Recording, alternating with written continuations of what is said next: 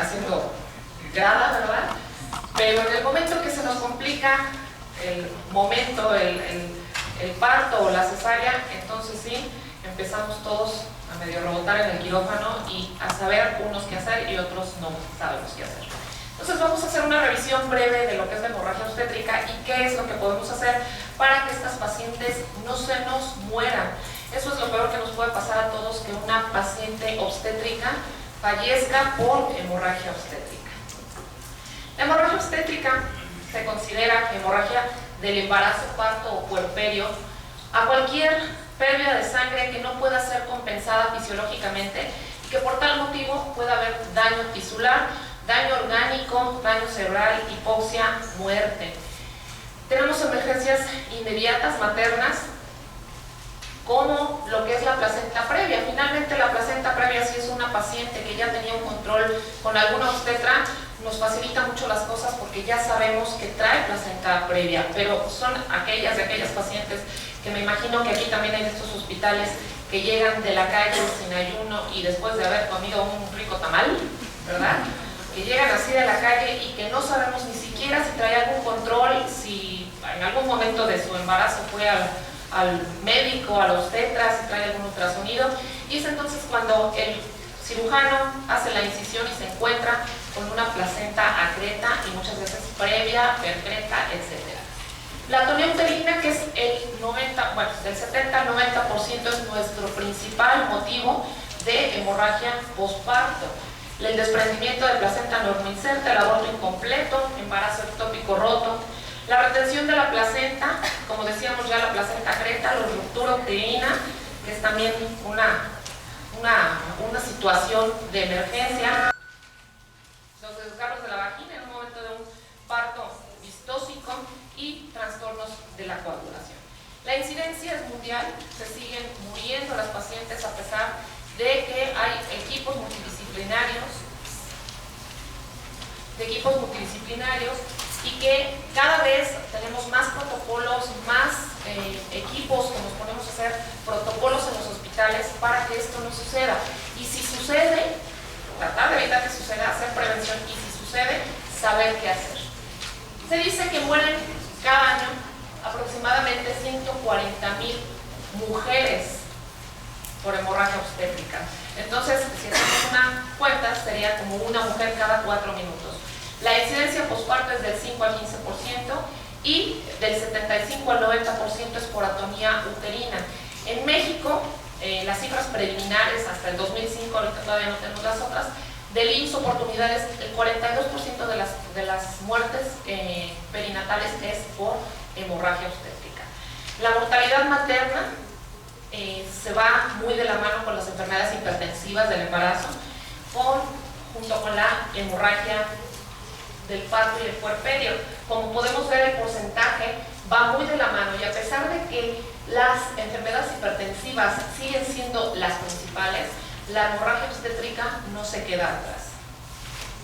Como decíamos, aquí ya nada más el graficado, del 27 casi al 30% son los trastornos hipertensivos, pero las hemorragias no ceden y no dejan de haber. A pesar de los avances en la atención obstétrica y la anestesia, la hemorragia obstétrica continúa siendo la principal causa de morbimortalidad materno-infantil, y como decíamos, hay varias causas que pueden ser preparto, intraparto o posparto. En posparto, la principal, la atonía uterina y las laceraciones cervicales, tanto en los partos eutóxicos como en las cesáreas. La hemorragia se clasifica en varias partes: en leve, moderada y severa. En leve, esas pacientes que nos pueden llegar a sangrar de 500 a 1000, se dice que hasta 1500 llega a ser leve, pero después de 1500 empieza a complicar.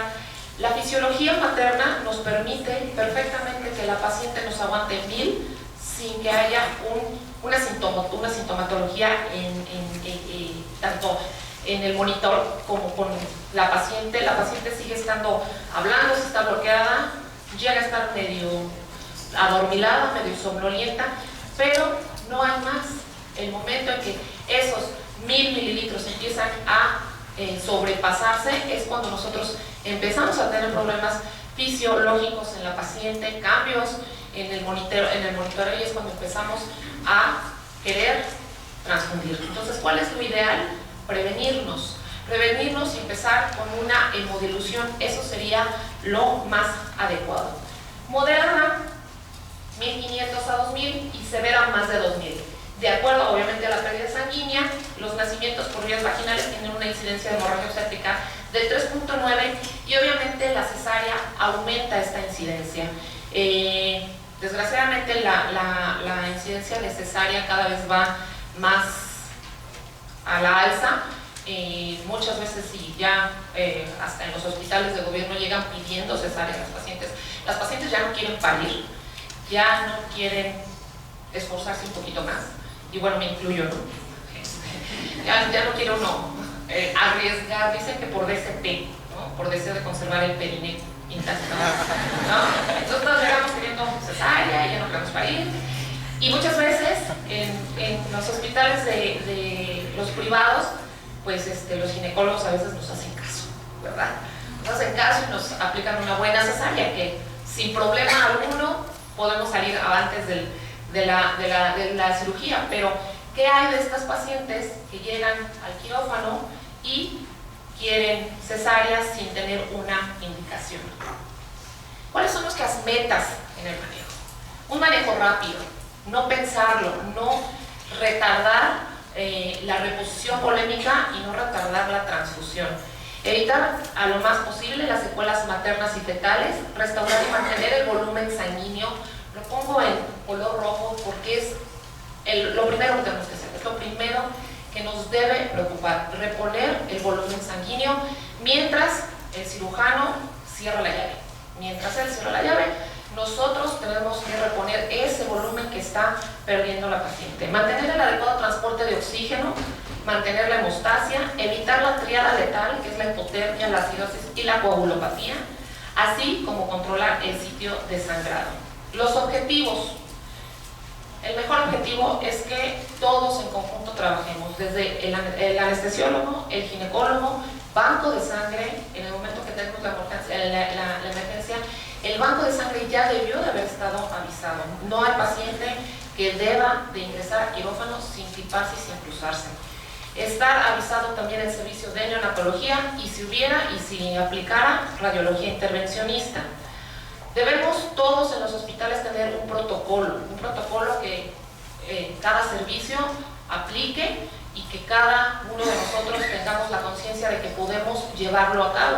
La idea es que un equipo multidisciplinario y de preferencia cada quien en su grupo haga un protocolo de qué es lo que se debe de hacer en caso de una hemorragia obstétrica. Tener de preferencia disponibilidad de hemoderivados de forma precoz y rápida entre las 3 y 4 primeras horas que empezó la hemorragia, y si se puede antes mucho mejor. Prevenir y tratar la hemorragia según la evidencia disponible, reduciendo la variabilidad de criterios. Muchas veces estamos en quirófano y queremos transfundir y alguien dice que no y por ahí alguien dice que sí. Entonces empezamos a diferir en criterios. La idea es que todos estemos de acuerdo en lo mismo. Hay varias definiciones para la hemorragia obstétrica y empezamos por la volemia. La volemia en la embarazada normal a término se aproxima a 100 mililitros por kilogramo. O sea que estamos hablando que el 50% de lo que maneja una no embarazada aumenta.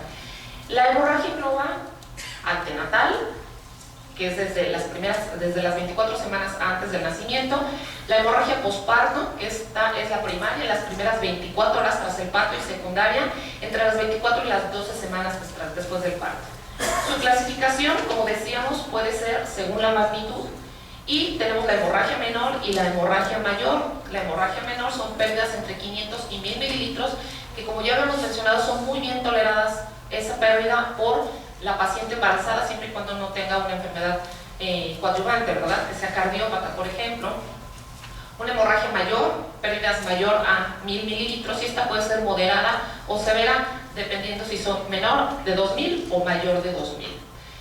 La transfusión masiva, se habla de una paciente que se transfundió masivamente cuando hemos infundido más de 10 concentrados eritrocitarios en 24 horas, una transfusión de más de 4 concentrados eritrocitarios en 1 hora, con hemorragia activa y que no ha cedido, reemplazo del 100% del volumen sanguíneo total de la paciente en menos de 12 horas o del 50% en menos de 3 horas. así como sangrado mayor de 150 mililitros por minuto. Eso lo tenemos, pues es un poco difícil calcularlo, ¿no? Muchas pues nos vamos al aspirador, a las compresas, a las gasas, pero desgraciadamente muchas veces son subvaloradas. En ocasiones pasan a la paciente, ya uno dice, bueno, sangró 2000, y quitan a la paciente de la mesa quirúrgica y nos encontramos con el chaquito abajo, ¿no? Híjole, me faltaron 1000, doctor, disculpe, ¿no? El descuento, no hubo descuento en esta cirugía, fueron 2000, 3000 de sangrado. La coagulopatía, hay signos clínicos, signos analíticos. Los clínicos: ausencia de formación de coágulos, sangrado por puntos de punción o mucosas, atonía uterina persistente debido a la actividad uterolítica de los productos de degradación del fibrinógeno, signos analíticos, que es lo que nos va a dar el laboratorio, como disminución de plaquetas, fibrinógeno menor a 1 gramo por litro, alargamiento del TTP y el INR mayor a 1.5. ¿Qué es lo primero que debemos hacer? Prevenir, ya que en 2/3 de las hemorragias obstétricas, desgraciadamente, no hay factores previos, no hay factores que nos digan que la paciente va a tener una hemorragia, y el 70% de los desprendimientos prematuros de placenta ocurren en embarazos de bajo riesgo. Entonces debemos tener siempre presente en cualquier paciente embarazada la mnemotecnia de las 4 T's: tono, trauma, tejido y la trombina. Y como podemos ver, el tono, hablando de atonía uterina, que es la principal causa, va a ser el 70%. Si la atonía uterina no está presente, nos vamos a pensar al trauma, que hubo una laceración, que el cervix se desgarró, que algo pasó en el tejido, que está sangrando, porque el útero está contraído.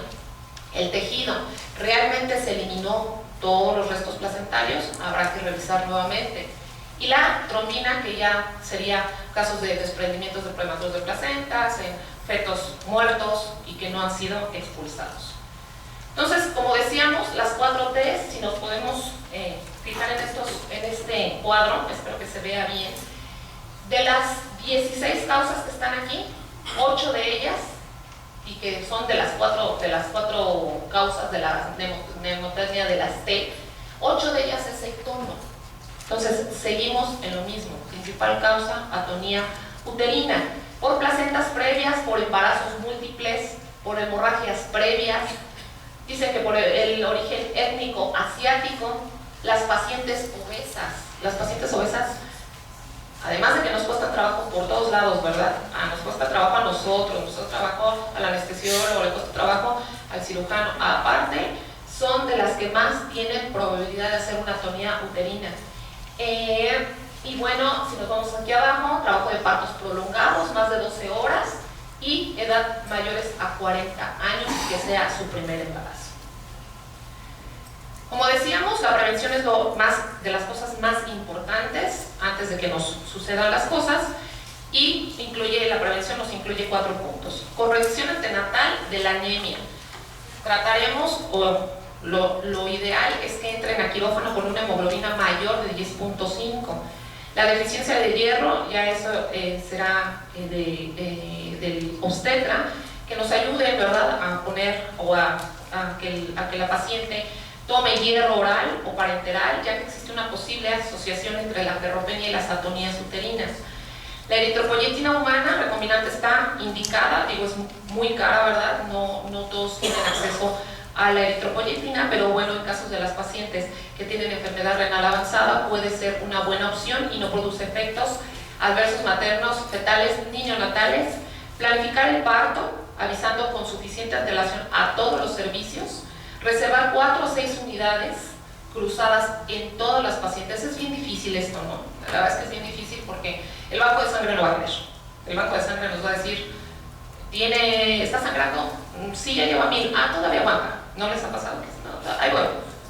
Oye, necesito concentrados. Sí, pero no tenemos. Aquí en donde trabajo, desgraciadamente no siempre tenemos disponibilidad de concentrados eritrocitarios. Y de verdad salen las pacientes color papel, ¿verdad? Blancas, pálidas y con 4 de hemoglobina a terapia intensiva, y ya después, si se consiguen donadores, entonces se transfunden a las pacientes. Pero bueno, Lo ideal es tener 4 a 6 paquetes eritrocitarios por paciente. Manejo activo del tercer estadio del parto con uterotónicos profilácticos, medidas mecánicas, y se ha comprobado que reduce el riesgo de hemorragia de mayor de 1000 mililitros, las necesidades de transfusión y la utilización de uterotónicos terapéuticos en las primeras 24 horas posparto. ¿Qué nos recomiendan las guías? En partos vaginales, utilizar oxitocina, misoprostol o metilergonomina, en ese orden. Lo ideal es que todas las pacientes, que no sean intolerantes obviamente a la oxitocina, se les aplique de 5 a 10 unidades IV o intramusculares al desprenderse el hombro fetal anterior y seguidas de una perfusión IV de 10 unidades durante 4 a 6 horas. Muchas veces pasamos en el calor del quirófano, ¿verdad? Pasamos las 20 unidades que luego aplicamos en la solución, las pasamos en menos de media hora. Eso tiene sus efectos secundarios, deleterios en la presión, náuseas, vómitos en la paciente. Lo ideal es pasar en una infusión de 4 a 6 horas. El misoprostol, también como buena opción, de 400 a 600 microgramos oral, sublingual o rectal, si es que la paciente podemos tener acceso a la red rectal, y si no está intubada, ¿verdad?, podemos utilizar. Y la metilergonomina, 200 microgramos intramuscular tras el alumbramiento de la placenta. Actualmente las guías no justifican la metilergonomina vía intravenosa y en bolo. Las crisis hipertensivas y el desprendimiento de retina son una de las secuelas y son graves. La cesárea, cuando es cesárea, también la oxitocina es de primera elección, 3 a 5 unidades en bolos, seguidas de la perfusión continua de 10 unidades en 100 mililitros de solución salina. En las primeras horas, 40 unidades en 500 mililitros a 125 mililitros en mujeres de alto riesgo.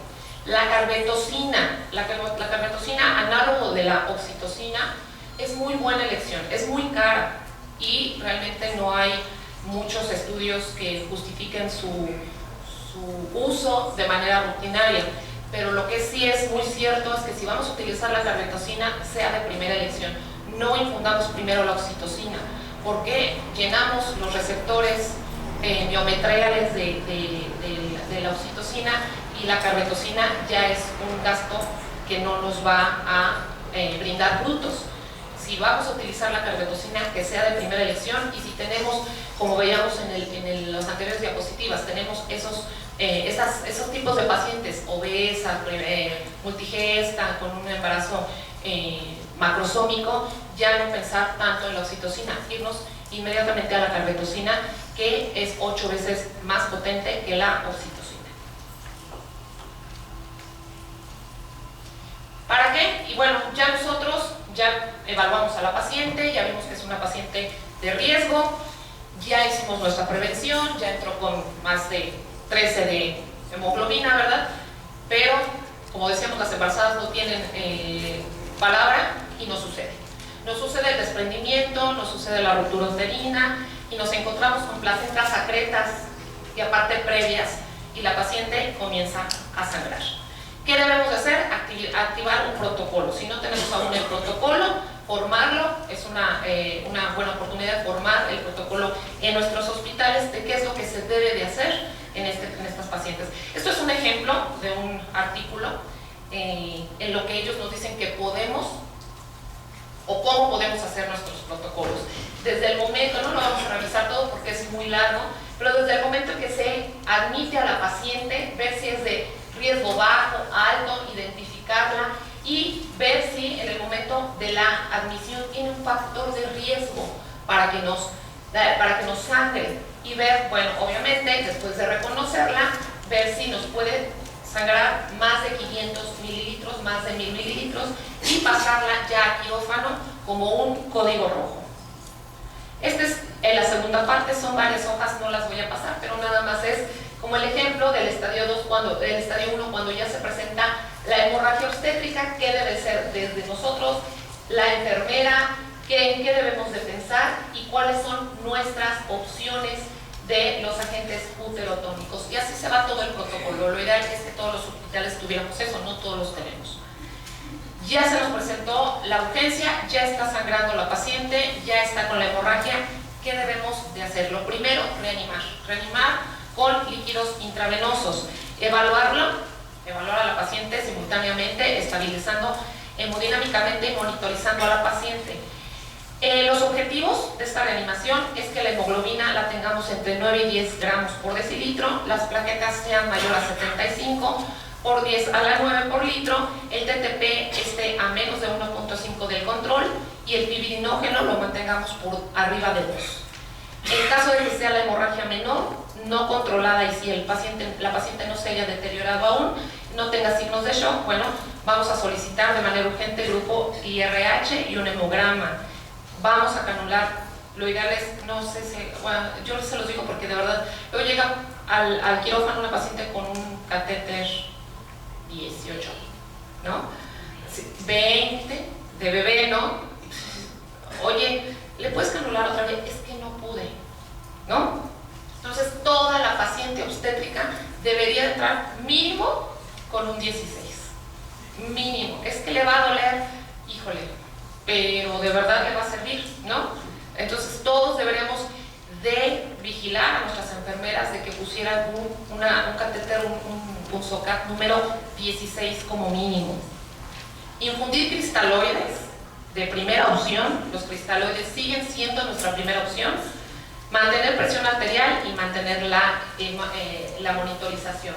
Entonces, como primera opción del tiempo que empezó a sangrar en los primeros 30 minutos, debemos oxigenarla, precargarla o cargarla, cristaloides y empezar con coloides. Hay un serio debate entre si qué son los mejores, si los cristaloides o los coloides. Seguirá el debate, hay unos que estamos a favor de los coloides, hay quien está a favor de los cristaloides y cada quien se basa en los artículos que lee.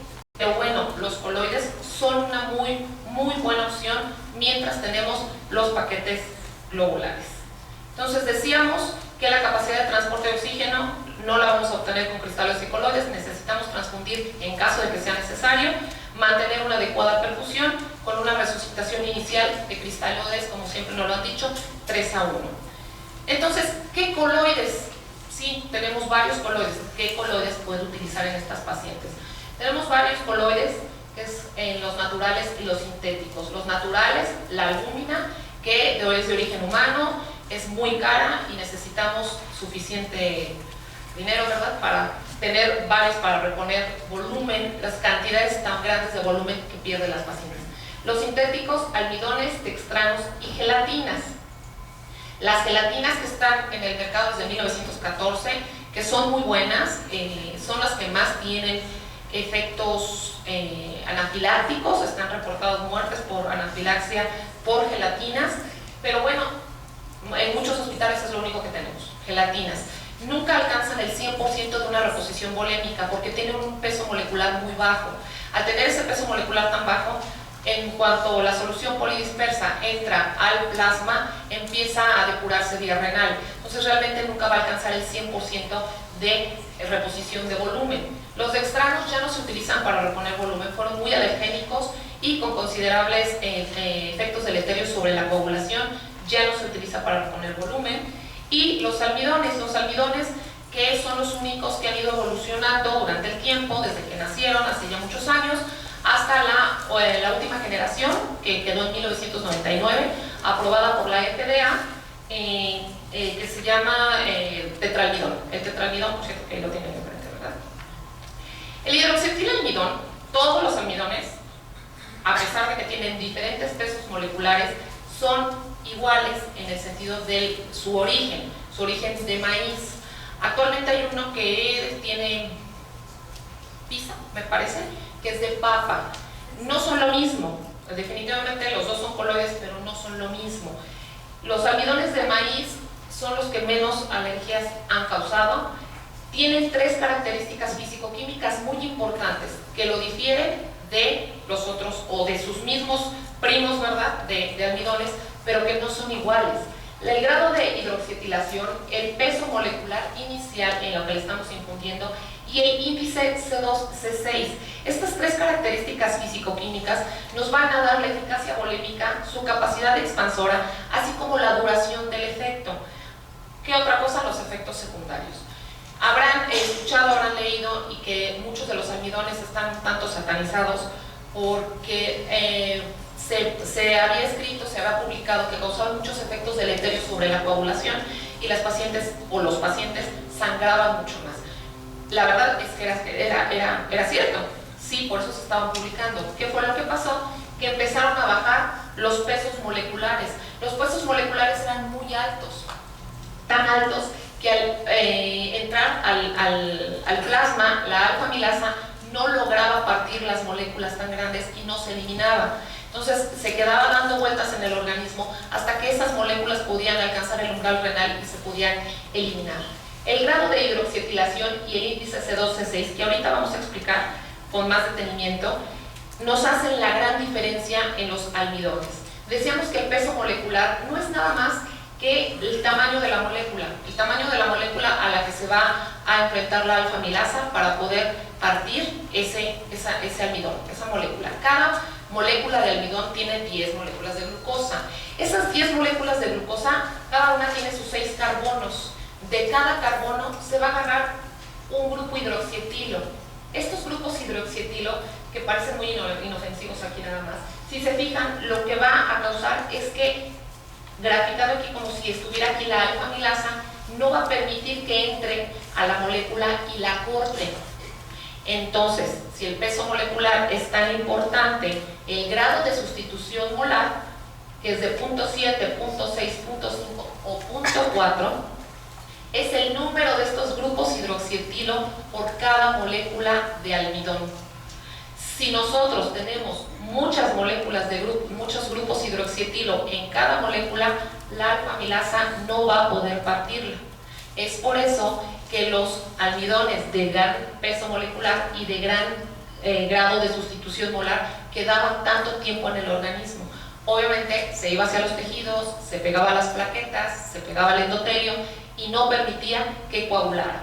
Y el índice C2-C6, que va a depender de qué carbono se tome cada grupo hidroxietilo. Al tomarse mayormente del C2, esta almilasa va a poder entrar y partirlo. Entonces estas tres características básicas fisicoquímicas nos dan la capacidad expansora y el tiempo de duración de cada almidón.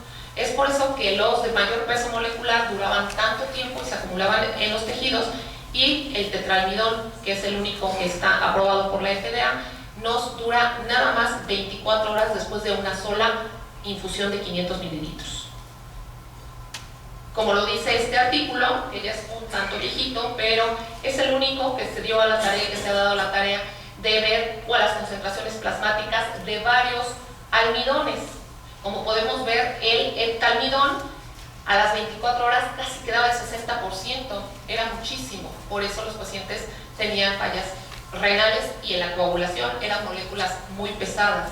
Y el almidón, bueno, nos vamos hacia abajo, ¿verdad? De los demás, pentalmidón, hexalmidón y el tetraalmidón.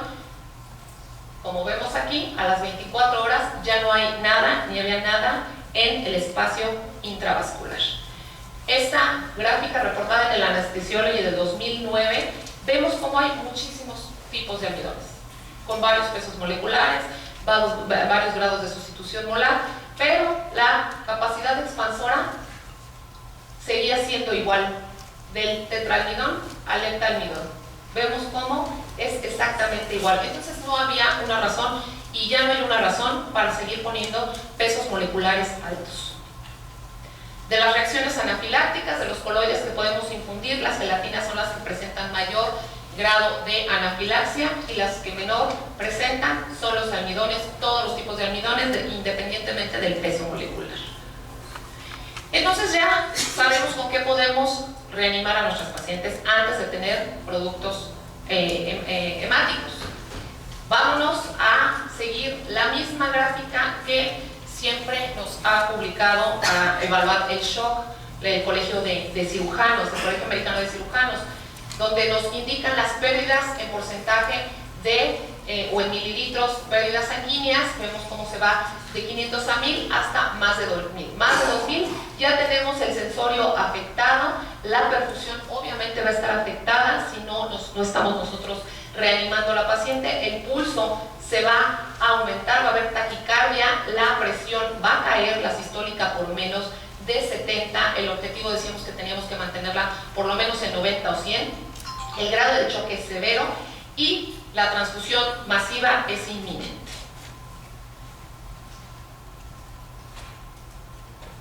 Desgraciadamente, las pérdidas sanguíneas son subvaloradas. Nos podemos ir por el cuadro anterior y medio calcularle, ¿no? Si tenemos aspirador, maravilloso, y si no tenemos aspirador, nos vamos por las compresas. Pero muchas veces subvaloramos las compresas, la vemos medio llenita, medio que escurre, pero esta está medio sequita, entonces le vamos haciendo un cálculo que es subvalorado. Y si el ginecólogo es nuestro cuate, pues le damos su descuentazo, ¿no? Le damos su descuento en el sagrado. Entonces, lo subvaloramos. Así como él nos hace el descuento, o el pediatra también, ¿no? Le dan 9.9 cuando es cuate del ginecólogo. No. Le dan 9.9 al recién nacido. Entonces, llegamos a subvalorarlos hasta en un 50%. Y los signos físicos empiezan cuando ya la paciente ha perdido más de 1000 mililitros. Ya decíamos que vamos a reponer de manera enérgica el volumen, vamos a reemplazar rápido las pérdidas y tener en cuenta que las manifestaciones clínicas las vamos a tener hasta que la paciente ya haya perdido casi el 30%.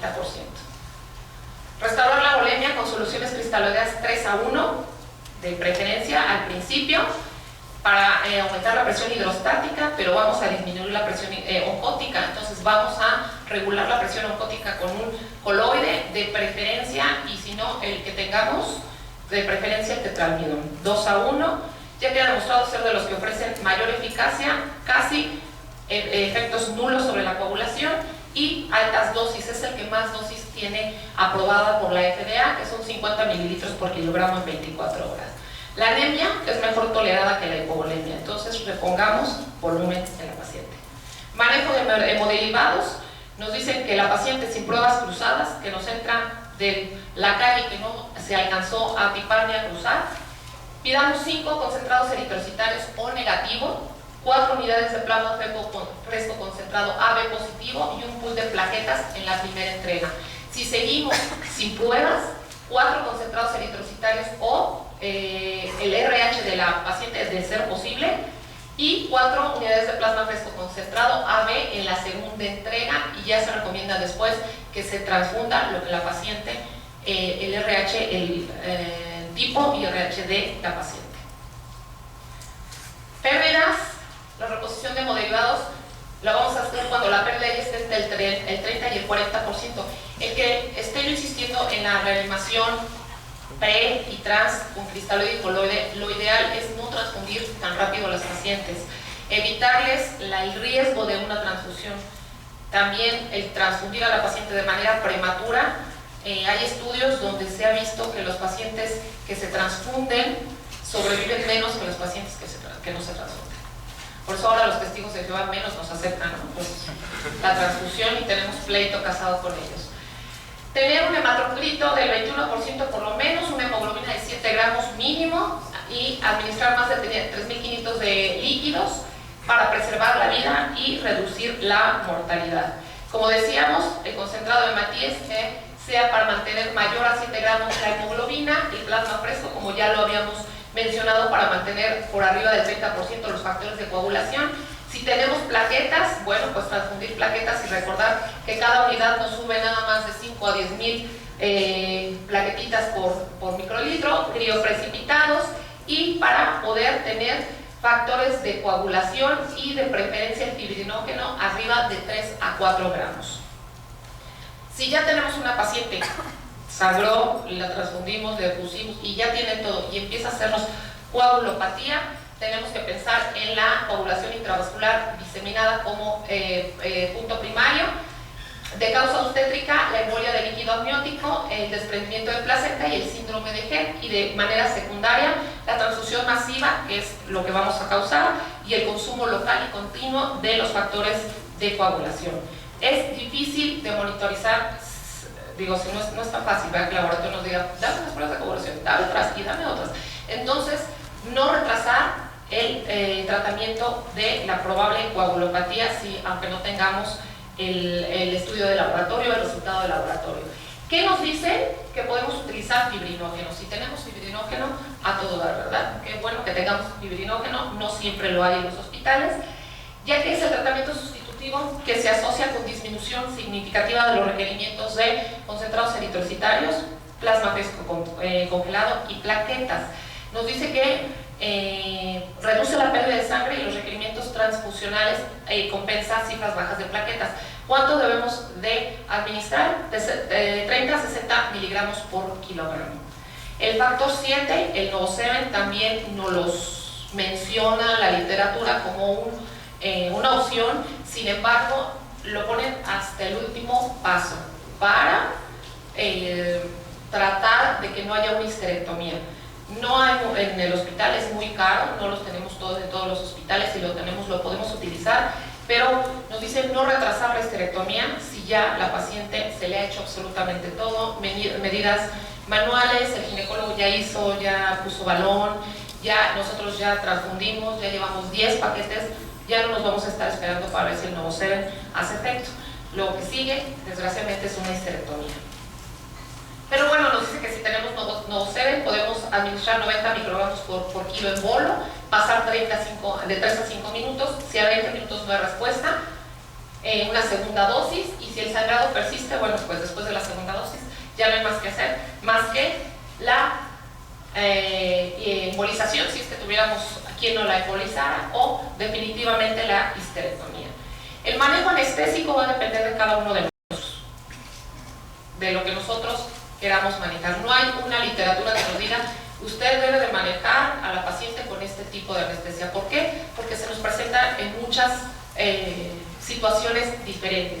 La paciente que está en trabajo de parto y de repente empieza a sangrar, pero ya la habíamos bloqueado. Lo ideal es no retirar el catéter peridural hasta que la paciente se restablezca de la hemorragia. Podemos iniciarla con catéter dosis peridural, y si la paciente se descompensa, pasarnos a anestesia general. Entonces, no hay una regla a seguir en cuanto a la anestesia. Sí utilizar medicamentos cardioestables que no nos bajen más la presión, pero bueno, tenemos otro ejemplo, el paciente en trabajo de parto sin catéter peridural, pues ahí es muy difícil estar viendo la hemorragia y nosotros ponernos a bloquear a la paciente, ¿verdad? Entonces, ¿qué sigue? Una anestesia general. Paciente en cesárea con inestabilidad hemodinámica, conservar el catéter peridural y agregar anestesia general.